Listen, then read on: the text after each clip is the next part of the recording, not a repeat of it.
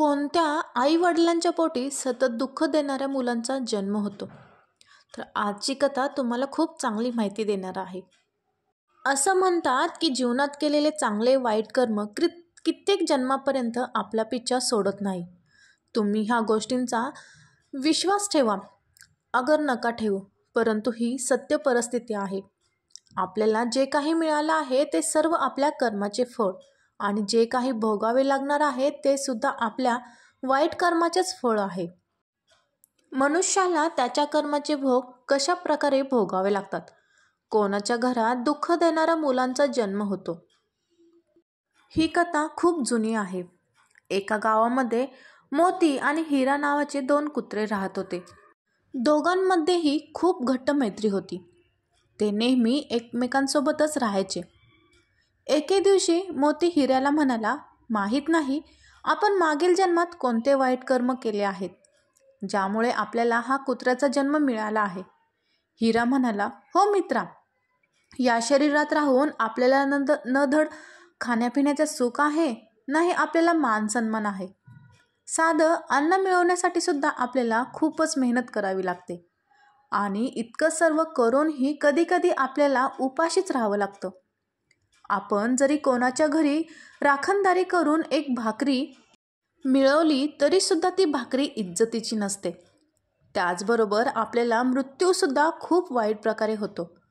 लोक आपल्या मृत्यूचं उदाहरण देतात की तू कुत्र्यासारखा मरशील. राहण्यासाठी सुद्धा आपल्याकडे योग्य असं ठिकाण नाही. थंडी, गरमी, वर्षा या ऋतूंमध्ये आपल्याला गल्लोगल्लीत किंवा जंगलांमध्ये फिरावं लागतं. आपल्यापेक्षा चांगलं आयुष्य तर अन्य पशुपक्ष्यांचं आहे. कमीत कमी त्यांच्याकडे स्वतःचे घर आहे. छोट्या छोट्या चिमण्यासुद्धा स्वतःच घरटे बनवतात आणि त्यामध्ये आरामात राहतात. जंगली प्राणीसुद्धा त्याच्यासाठी गुहा बनवतात. परंतु आपण आळशी, इकडे तिकडे सारखे भटकत राहतो. आपण नेहमी मनुष्यावर निर्भर राहून जगत असतो, आणि म्हणूनच आपल्याला योग्य तो मानसन्मान मिळत नाही. विद्वान लोक नेहमीच म्हणतात की परक्याच्या घरात राहणे आणि दुसऱ्याच्या भाग्यावर आपलं जीवन निर्भर करणे सर्वात मोठी त्रासदायक गोष्ट आहे. आपण स्वतंत्र राहून कोणतेही काम करू शकत नाही, आणि हीच आपल्या सर्व कुत्र्यांची सर्वात मोठी कमजोरी आहे. आपण नेहमीच दुसऱ्याच्या घरात राहू इच्छित असतो आणि दुसऱ्यांच्याच उपकारावर जगत असतो. या सर्वांमुळे घडत असतं की आपल्याला भलेही जेवण मिळत असेल, परंतु ते इज्जतीचं मिळत नाही. जर आपण आत्मनिर्भर असतो तर आपला सुद्धा या समाजात मान सन्मान असता. मोती म्हणाला, मित्रा, तू अगदी बरोबर म्हणत आहेस. थोडीफार इज्जत जरी आपण कमवली तरी सुद्धा आपल्यातच एकता नाही आहे. आपलेच आपल्याला चावत असतात. असा जन्म मिळाल्यामुळे मला पश्चाताप वाटत आहे. आता आपण तीर्थक्षेत्रांना भेट देऊ. येणारे पुढचे जन्म सुधारले पाहिजेत. या श्वान शरीराचा त्याग करायला हवा. हिऱ्याला सुद्धा त्याच्या मित्राचं म्हणणं पटलं. आता दोघे कुत्रे तीर्थयात्रा करण्यासाठी निघाले. त्यांना रस्ता तर ठाऊक नव्हता, परंतु देवाचे नामस्मरण करून ते पुढे पुढे चालले होते. कारण म्हणतात ना की बलवानासाठी कोणतेही काम कठीण नसते, परिश्रमासाठी कोणतेही स्थान दूर नसते, विद्वानासाठी कोणतीही जागा विदेश नसते, आणि गोड बोलणाऱ्याला कोणीही परका नसतो. आता हिरा आणि मोते दोघेही मित्र तीर्थयात्रा करण्यासाठी निघाले. चालता चालता संध्याकाळ झाली. त्यामुळे एका गावात एका झाडाच्या खाली ते थांबले. त्या दोघांनाही जोरात भूक लागली होती. तेव्हा त्यांनी पाहिलं की शेजारीच एक उसाचा मळा होता, ज्यामध्ये खूपच उंदरे होती. मोठे मोठे उंदीर पाहून मोतीच्या तोंडाला पाणी सुटलं. तो म्हणू लागला, हे मित्रा, भुकेने माझा हाल बेहाल झाले आहे. समोरच्या उसाच्या मळ्यात आपलं अन्न आपली वाट पाहत आहे.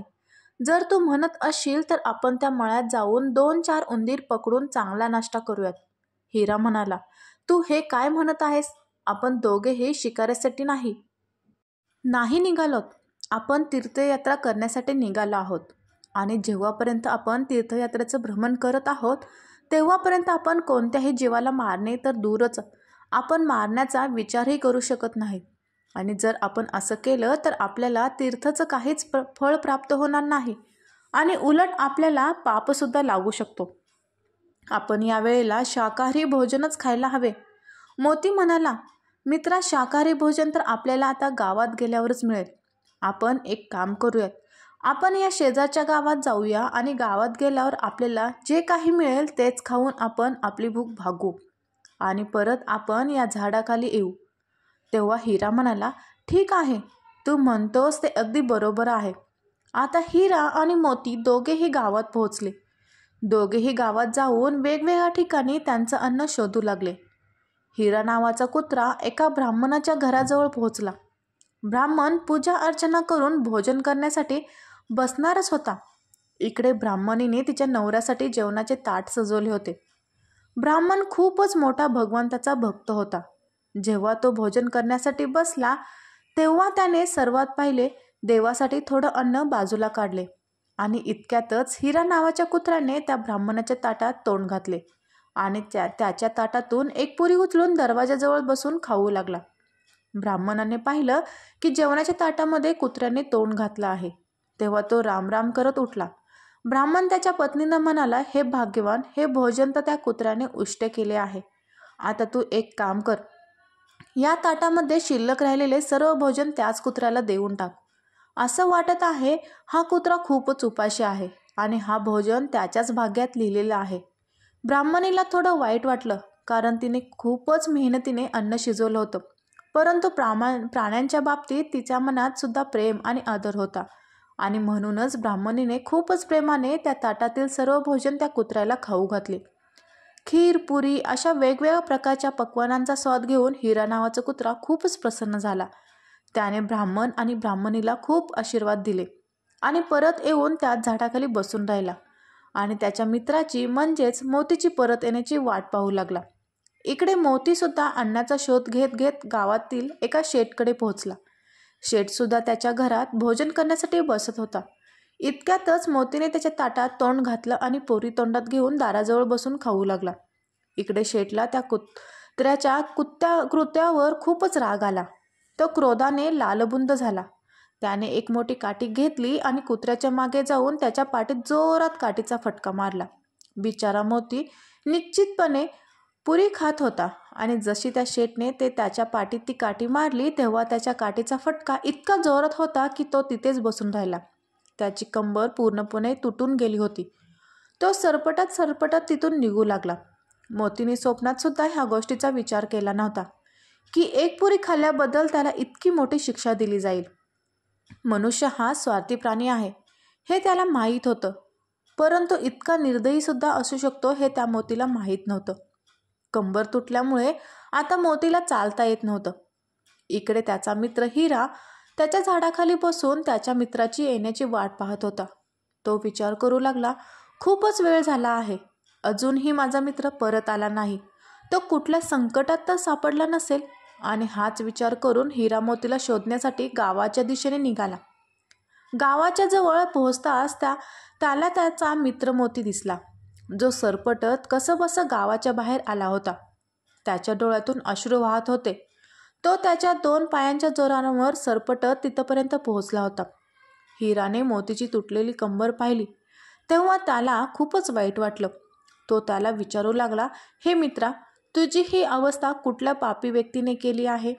जेव्हा मोतीने रडत त्या शेठचा निर्दयी स्वभाव त्याच्या मित्राला हिराला सांगितला. शेठचा दुष्ट स्वभाव जाणल्यावर हिराला खूपच राग आला, परंतु तो करूसुद्धा काय शकत होता? तो एक मुका प्राणी होता. मोती म्हणाला, हे मित्रा, आता माझं जगणं आणि मरणं एकच झालं आहे. शेठने माझी कंबर तोडली आहे, त्यामुळे मी आता तीर्थयात्रासुद्धा करू शकत नाही. आता या तुटलेल्या कमरेसोबत मी आणखी जगू इच्छित नाही. मला तू कसं तरी इथून घेऊन चल आणि आता मला माझे प्राणांचा त्याग करायचा आहे. हिरा मोतीला तिथून दूर घेऊन गेला आणि मोतीने एका नदीत उडी मारून त्याच्या प्राण्याचा त्याग केला. हिराने सुद्धा त्याच्या मित्रासोबत प्राण त्याग करण्याचा निश्चय केला. अशा प्रकारे ते दोन्ही कुत्रे नदीमध्ये उडी मारून त्याच्या प्राणाचा त्याग करतात. तीर्थयात्रा करण्याच्या उद्देशाने ते निघाले होते. त्यामुळे देवाने त्यांचे सर्व पाप माफ केले होते आणि त्या दोघांनाही मनुष्य शरीरामध्ये पाठवण्याचा निश्चय केला. देवाच्या कृपेने हिराने त्या ब्राह्मणाच्या घरात जन्म घेतला आणि मोतीने त्याच शेठच्या घरी जन्म घेतला. योगायोगाने दोघांच्या घरी दोघेही पहिलेच मुलं होती. खूप काळानंतर शेठच्या घरात एका पुत्राचा जन्म झाला होता आणि हाच आनंद शेठने खूप मोठ्या उत्साहाने साजरा केला. पूर्ण नगराला त्याने मेजवानी दिली.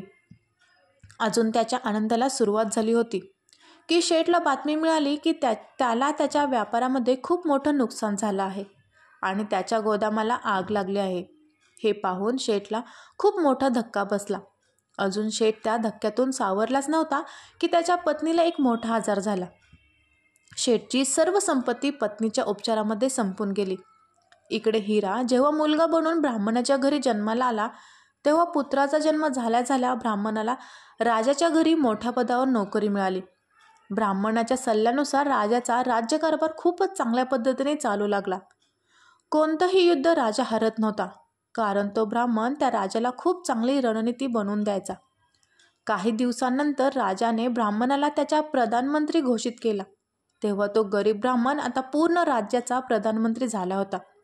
इकडे ब्राह्मणाचा तो मुलगा खूप मोठा विद्वान होत चालला होता. त्याने त्याच्या वडिलांचे नाव खूपच मोठं केलं. इकडे शेठचा मुलगा मोठा झाल्यावर पूर्णपणे वाया गेला. तो शेठच जे काही उरलं सुरलेले धन होतं, जी काही संपत्ती होती ती त्याने त्याच्या वाईट शोकांमध्ये संपून टाकली. शेठ त्याला काहीही म्हणायचा तेव्हा त्याचा मुलगा त्याला मारायचा आणि त्याला वाईट शब्द बोलायचा. एके दिवशी त्याने नशेमध्ये त्याच्या वडिलांना काठीने इतकं मारलं की शेठची कंबरच तुटली. आता तर तो शेठ चालूसुद्धा शकत नव्हता. पूर्ण दिवस घरात झोपूनच तो त्याने केलेल्या कुकर्माची शिक्षा भोगत होता. एके दिवशी शेठ त्याच्या पत्नीला म्हणाला, हे भाग्यवान, माहीत नाही आपण कोणतं पाप केलं आहे ज्यामुळे आपल्या घरात हा असा पुत्र जन्माला आला आहे. असा मुलगा असण्यापेक्षा मला मुलगा नसलेलाच बरा होता. तेव्हा त्याची पत्नी म्हणाली, तुम्हाला आठवते का की तुम्ही एका कुत्र्याच्या पाठीत काठी मारून त्याची कंबर मोडली होती आणि कदाचित त्याच पापाची शिक्षा आपल्या दोघांना मिळत आहे. असं म्हणतात, आपल्या चांगल्या वाईट कर्माचं फळ म्हणजे आपल्याला चांगले वाईट संतान मिळतात. आपले पापपुण्यच आपल्या घरात मुलगा मुलगी बनून जन्म घेत असतात. जर संतान सुख देणारी असेल तर समजून जायचं की हे आपल्या चांगल्या कर्माचं फळ आहे आणि संतान जर दुःख देणारी असेल तर समजून जायचं की हे आपल्या वाईट कर्माचं फळ आहे. अशा प्रकारे तो शेठ त्याच्या कर्मांना आठवत रोजच्या रोज तडफडत होता. जसं करावं तसं भरावं. मित्रांनो, ही कथा जर आवडली असेल तर व्हिडिओला नक्की लाईक करा आणि ज्ञानवर्धक मोटिवेशनल चॅनलला सबस्क्राईबही करा.